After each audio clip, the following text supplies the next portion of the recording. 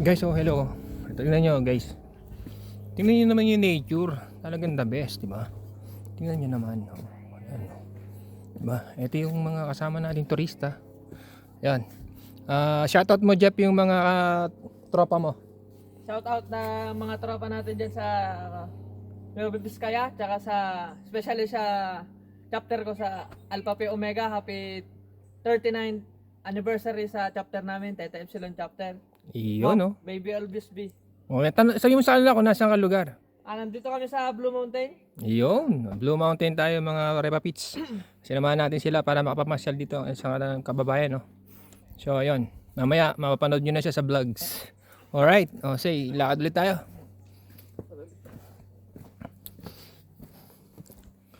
Ayun, no? Hindi nyo nakakalikasan mga brother, sister, di ba? Napakaganda. Ito yung sinasabi ko na pagkatapos yung mag-work, labas kayo sa comfort zone nyo. Maggala-gala kayo, no? So, para at least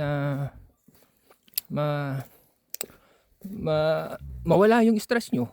Yung pagod, yung mga isipin nyo. Yun, di ba? Yun ang maganda. Nag-laklakbay tayo, nag-adventure tayo, no? Grabe, ang ganda talaga ng kalikasan, no? Nandito tayo sa Blue Mountain, ginala ko lang isa munti nating adventure man guys, no?